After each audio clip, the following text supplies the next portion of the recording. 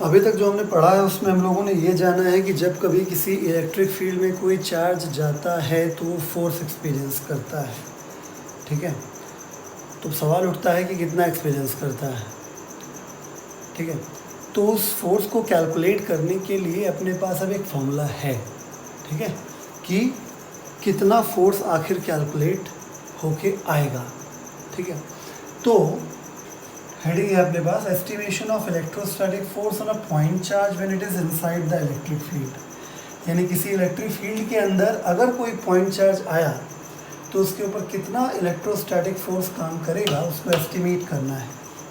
तो my dear, अभी आप थोड़ी देर पहले एक फॉर्मूला पढ़े हैं इलेक्ट्रिक फील्ड इंटेंसिटी का कि electric field intensity at any point P is equal to force acting at that point upon charge placed at that point.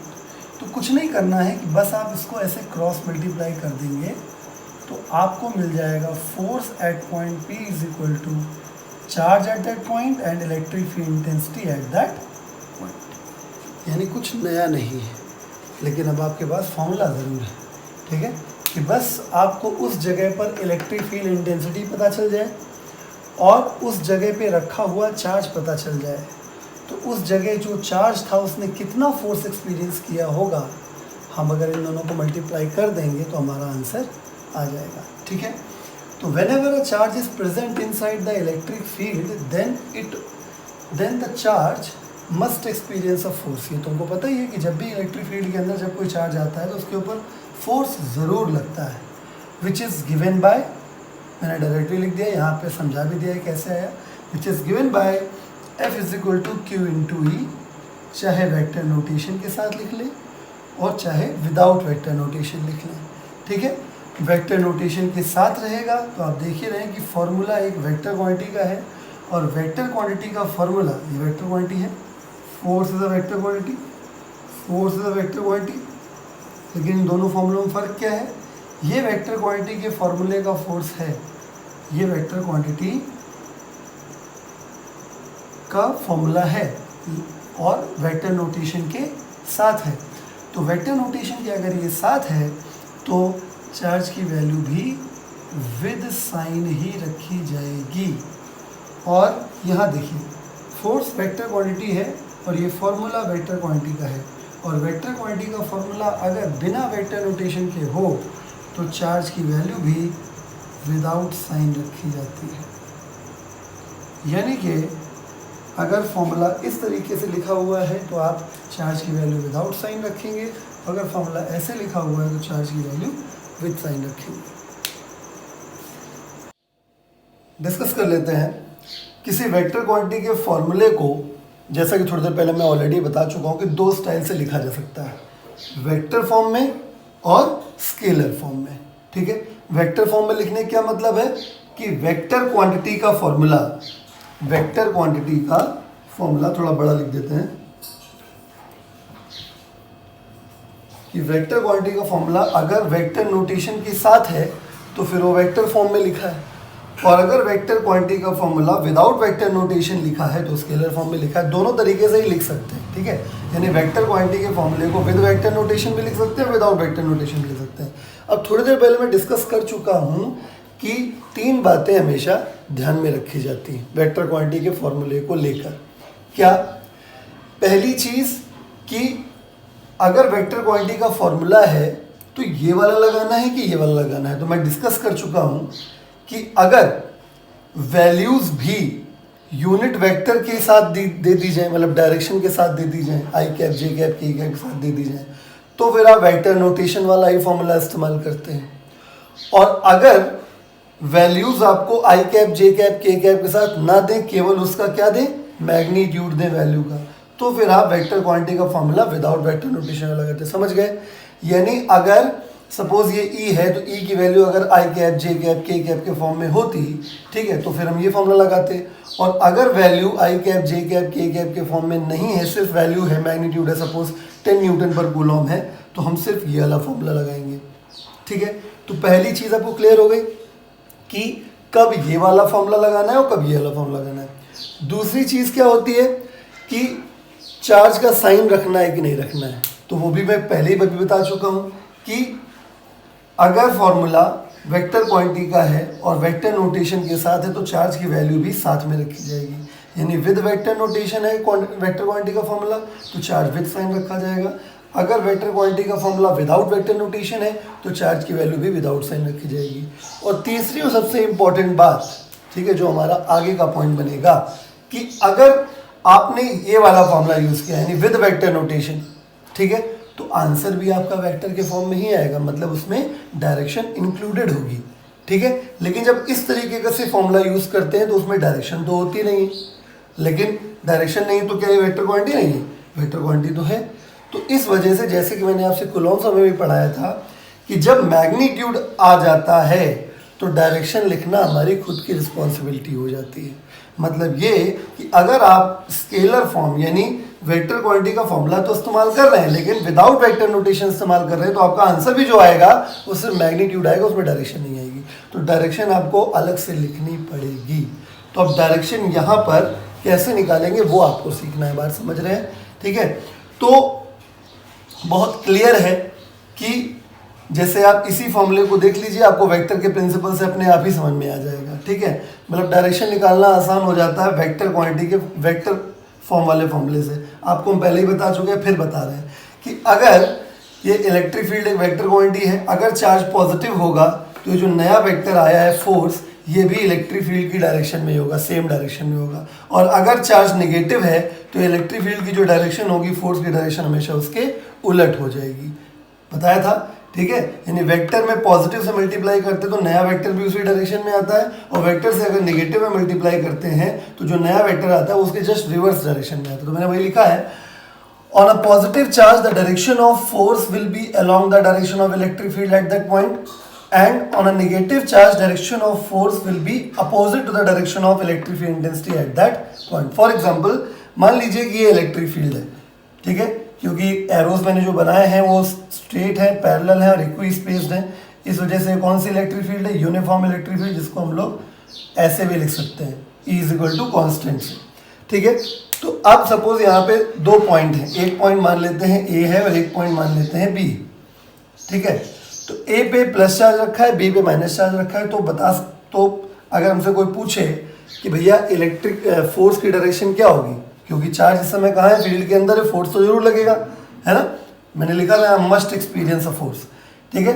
तो अगर इलेक्ट्रिक फील्ड के अंदर चार्ज मौजूद है तो डेफिनेटली फोर्स लगेगा, ये बात तो तय है, ठीक है। अब किधर लगेगा ये देखना है। तो देखिए इस जगह पे अगर आप बात करें तो जो इलेक्ट्रिक फील्ड है उसकी डायरेक्शन ये है, और इधर भी बात करें तो इलेक्ट्रिक फील्ड की डायरेक्शन क्या है? यही है। एरो भी दिख रहे हैं और इलेक्ट्रिक फील्ड यूनिफॉर्म भी है। यूनिफॉर्म इलेक्ट्रिक फील्ड में क्या होता है? हर जगह वैल्यू भी वही रहती है और हर जगह डायरेक्शन भी वही रहती है। तो बस अपना कंसेप्ट क्या कहता है कि अगर चार्ज पॉजिटिव है तो जो चार्ज पर फोर्स लगेगा वो भी फील्ड के अलॉन्ग लगेगा, लेकिन अगर चार्ज नेगेटिव है तो जो फोर्स लगेगा वो फील्ड की अपोजिट डायरेक्शन में लगेगा। यानी फोर्स लगने से चार्ज इधर खिसकेगा और फोर्स लगने से ये वाला चार्ज इधर खिसकेगा। तो हम लोग एक न्यूमेरिकल कर लेते हैं। न्यूमेरिकल क्या है कि एक डायग्राम गिवन है, in the given diagram calculate the electrostatic force acting on charges -2 Coulomb and +4 Coulomb, ठीक है। यानी -2 फिगर में -2 कूलॉम और +4 कूलॉम के ऊपर कितना फोर्स लगेगा अगर यूनिफॉर्म इलेक्ट्रिक फील्ड हो। पॉइंट पे नोटेड, यहाँ पे अंडरलाइन करने योग्य है, यूनिफॉर्म इलेक्ट्रिक फील्ड है जिसका मैग्नीट्यूड 15 न्यूटन पर कूलॉम है। यानी कि एक बात अपने आप ही तय हो जाती है कि अगर ये फील्ड यूनिफॉर्म है तो इस फील्ड में कोई भी पॉइंट होगा, हर जगह पर इलेक्ट्रिक फील्ड इंटेंसिटी का जो मैग्नीट्यूड रहेगा वो इतना ही रहेगा। यानी कि अगर सपोज ये डायग्राम आप देख रहे हैं और मुझसे अगर इस जगह कोई कह दे कि बताओ कि ए पॉइंट पर इलेक्ट्रिक फील्ड इंटेंसिटी कितनी होगी, तो मैं कहूँगा 15 न्यूटन पर कूलॉम। और अगर मुझसे कोई बी पॉइंट पर कहे कि इलेक्ट्रिक फील्ड की इंटेंसिटी कितनी होगी तो भी मैं कहूँगा 15 न्यूटन पर कूलॉम। अब सवाल उठता है कि ए पॉइंट और बी पॉइंट, ठीक है, ये जो चार्जेस रखे हैं उनके ऊपर फोर्स क्या होगा। तो एक बात, चलिए सोल्यूशन करते हैं। मैं आपको पढ़ा चुका हूँ कि अगर किसी इलेक्ट्रिक फील्ड में, ये इलेक्ट्रिक फील्ड है, ठीक है, यूनिफॉर्म इलेक्ट्रिक फील्ड बोली गई है, ये इलेक्ट्रिक फील्ड है, इलेक्ट्रिक फील्ड में 100% कोई भी चार्ज जब आता है तो उसके ऊपर फोर्स लगता है। यानी इस इलेक्ट्रिक फील्ड में, ये जो इस तरफ है इलेक्ट्रिक फील्ड, ठीक है, एरो बना हुआ है देखिए, ठीक है, इस तरफ ये जो इलेक्ट्रिक फील्ड है इस तरीके से, इसमें ए पॉइंट पर ये चार्ज रखा है, बी पॉइंट पर चार्ज रखा है, तो इस पर भी फोर्स लगेगा, इस पर भी फोर्स लगेगा, ये तो तय हो गया। अब फील्ड में रखे चार्ज पर फोर्स का फॉर्मूला किस फॉर्मूले से कैलकुलेट होता है? F = Q × E, भी थोड़ा सा पहले पढ़ाया, ठीक है। तो देखते हैं फॉर ए वाले पॉइंट की बात कर लेते हैं। तो अगर फोर्स निकालना है तो ऐसे याद कर लीजिए दिमाग में हमेशा के लिए कि किसी भी इलेक्ट्रिक फील्ड में अगर कोई चार्ज है तो फील्ड में रखे चार्ज पर फोर्स का फॉर्मूला F = Q × E होता है। तो F = Q × E हो गया। तो अगर ए पे फोर्स निकालना है तो ए का चार्ज और ए की फील्ड यूज़ करनी पड़ेगी, ठीक है। चलिए अब आगे बढ़ते हैं। तो ए पे जो फोर्स लगेगा उस पर अब ये जो वहाँ पे चार्ज की वैल्यू रखनी है, तो बताइए साइन के साथ रखूँ कि साइन के बिना?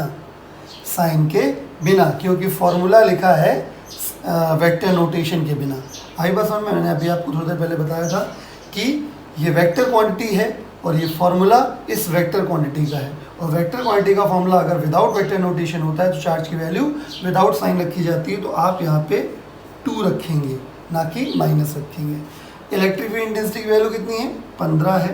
तो इस तरीके से जब हमने इसको सॉल्व किया तो ए पॉइंट पे जो फोर्स आएगा वो 15 दूनी 30, 30 न्यूटन, फोर्स का यूनिट न्यूटन आएगा, ठीक है।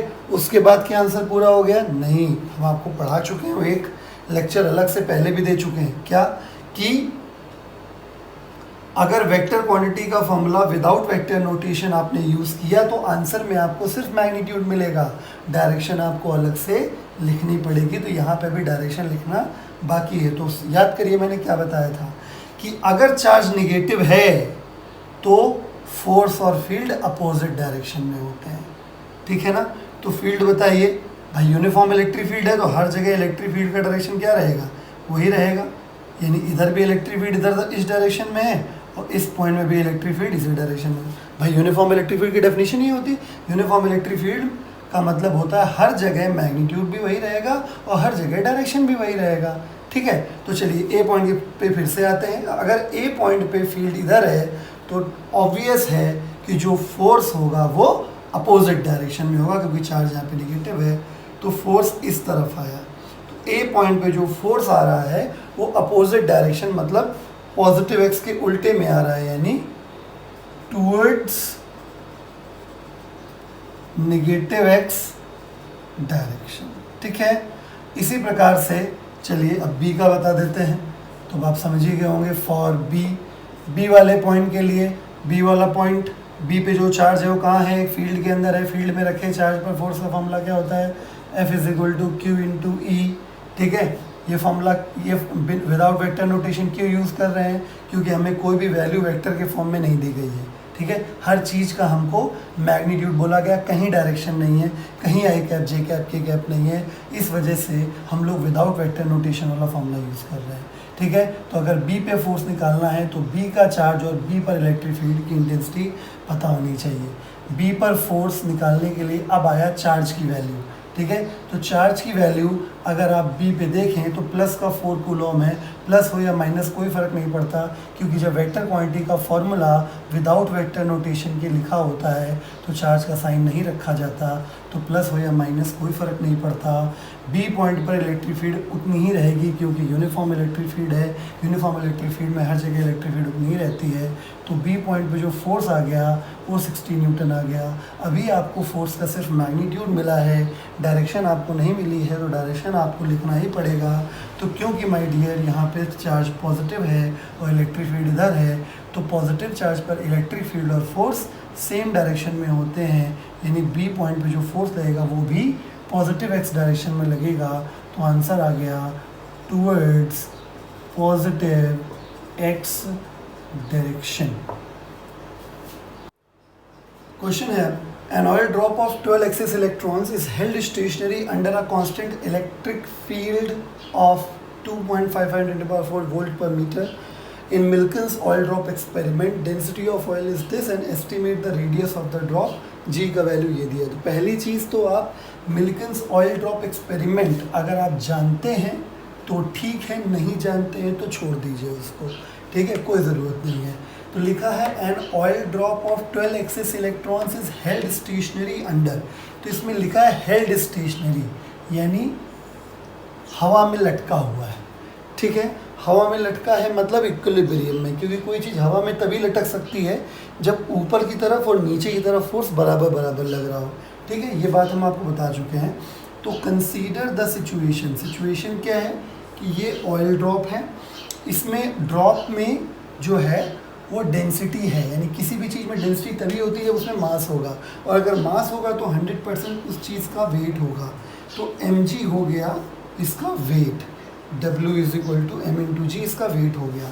अब इसको अगर हवा में अटकाना है तो 100% जो फोर्स लगना चाहिए वो ऊपर की तरफ लगना चाहिए, यानी कि जो इलेक्ट्रोस्टैटिक फोर्स है वो इस ड्रॉप के ऊपर लगना चाहिए। अब सवाल उठता है इलेक्ट्रोस्टैटिक फोर्स क्यों? क्योंकि क्वेश्चन में कहा गया है कि इसके पास 12 एक्सेस इलेक्ट्रॉन्स हैं, ठीक है। तो जो पढ़ने वाले बच्चे हैं वो जानते हैं कि इस ड्रॉप के पास जो 12 एक्सेस इलेक्ट्रॉन्स हैं वो कैसे हैं। इस 12 एक्सेस इलेक्ट्रॉन का मतलब 12 एक्सेस इलेक्ट्रॉन जो हैं उसकी वजह से, कैसे नहीं, 12 एक्सेस इलेक्ट्रॉन्स का मतलब हो गया कि इसके पास -12e चार्ज है। मैंने आपको लॉ ऑफ क्वांटाइजेशन में पढ़ाया था, ठीक है, कि अगर 12 इलेक्ट्रॉन इसके ऊपर आ गए तो चार्ज जो हो जाएगा -12 नहीं होगा, -12e हो जाएगा। यानी कि ये जो ड्रॉप है ऑयल ड्रॉप, ये ऑयल ड्रॉप है, ठीक है। तो इस ऑयल ड्रॉप में चार्ज है -12e का, ठीक है। ऑयल ड्रॉप को जब तक कहा ना जाए स्पेशली तब तक हमेशा स्फेरिकल शेप में ही माना जाता है। उसकी रेडियस हमने r ले ली, ठीक है। तो हम ऊपर लिखे दे रहे हैं कि ये हम मान रहे हैं कि ये स्फेरिकल ऑयल ड्रॉप है। बात समझ में आ गया है आपको, ठीक है। अब अगर ये हवा में अटका है तो ऊपर की तरफ का फोर्स और नीचे की तरफ का फोर्स बराबर होगा, ठीक है। तो अच्छा, एक बात और है कि यहाँ इसके ऊपर जो ये इलेक्ट्रोस्टैटिक फोर्स आया है वो क्यों आया होगा? क्योंकि ये चार्ज है, और किसी भी चार्ज पर फोर्स तब लगता है जब वो फील्ड में होता है, ठीक है। क्योंकि चार्ज पर फोर्स तभी लगता है जब वो फील्ड में होता है, यानी 100% ये फील्ड में होगा, ठीक है। तभी इसके ऊपर फोर्स ऊपर लगा होगा, तभी इस फोर्स ने इस वेट को बैलेंस किया होगा, और तभी जाके हवा में अटका होगा। समझ रहे हैं? मतलब कहने का यहाँ पे ये है कि 100% यहाँ पे एक इलेक्ट्रिक फील्ड है जो कि मानिए या ना मानिए डाउनवर्ड डायरेक्शन में होगी। इलेक्ट्रिक फील्ड डाउनवर्ड डायरेक्शन में होगी। क्यों डाउनवर्ड डायरेक्शन में होगी? क्योंकि जब इलेक्ट्रिक फील्ड नीचे की तरफ होगी तो निगेटिव चार्ज के कारण फोर्स इसमें अपोजिट डायरेक्शन में लग पाएगा। आई बात समझ में? और फील्ड में रखे चार्ज पर फोर्स का फॉर्मूला क्या होता है? QE। यानी इस स्फेरिकल ऑयल ड्रॉप में जो फोर्स लगेगा इलेक्ट्रोस्टैटिक फोर्स वो Q × E लगेगा। समझ गए? तो हम लिखेंगे बिकॉज ड्रॉप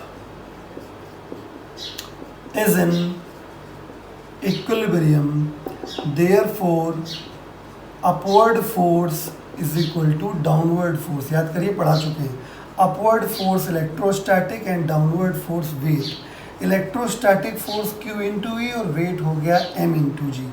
अब कुछ बच्चे सोचेंगे सर मास तो दिया नहीं है, ठीक है, और हमें इसका जो रेडियस है एस्टीमेट द रेडियस हमको फाइंड आउट करना था, ठीक है, कैसे होगा? तो भैया हम आपको एक तरीका बता दे रहे हैं कि पहली चीज़ Q × E को ऐसा लिखा है, मास का फॉर्मूला होता है डेंसिटी यानी रो इंटू वॉल्यूम। वॉल्यूम हो जाएगा 4/3 πr³। इस चीज़ को याद रखिएगा, हमेशा ऐसे किया जाता है, ठीक है, ये याद करने की बात है, ठीक है। तो डेंसिटी हमको पता है, चलिए वैल्यू रख देते हैं, क्योंकि ये वेक्टर क्वांटिटी का फॉर्मूला है और विदाउट वेक्टर नोटेशन, तो वेक्टर क्वांटिटी के विदाउट वेक्टर नोटेशन वाले मामले में चार्ज की वैल्यू भी विदाउट साइन रखी जाती है। तो यहाँ पे जो चार्ज की वैल्यू होगी वो -12 इलेक्ट्रॉन रखेंगे, +12 इलेक्ट्रॉन रखेंगे, +12 इलेक्ट्रॉन रखेंगे, मतलब साइन इग्नोर करके चलेंगे, है ना। तो ये हो गया 12E। इलेक्ट्रिक फील्ड इंटेंसिटी की वैल्यू कितनी है? 2.55 × 10⁴ इज इक्वल टू डेंसिटी 1.26, क्योंकि ग्राम पर सेंटीमीटर क्यूब में है इसलिए इसको एसआई सिस्टम में यानी केजी पर मीटर क्यूब में कन्वर्ट करने के लिए 1000 से मल्टीप्लाई करना पड़ेगा, इनटू 4/3 पाई यानी 22/7 आर क्यूब निकालना है, ठीक है। और जी का वैल्यू कितना हो गया 9. फाइन। जब इसको हम लोग सॉल्व करेंगे, ई की वैल्यू पता है ना 1.6 इंटू 10⁻⁻19, ठीक है। तो ई की वैल्यू जब रख देंगे तो आर का वैल्यू सॉल्व होके आ जाएगा 9.81 इंटू 10⁻⁻5 मीटर। ये आपका आंसर हो गया। लिखा है find the magnitude and direction of electric field intensity that will balance an alpha particle. फिर से देखिए वही बात आ गई, दैट विल बैलेंस मतलब हवा में अटकाना है, ठीक है। यानी कि यहाँ पे हमारा जो अल्फा पार्टिकल है, बैलेंस एन अल्फा पार्टिकल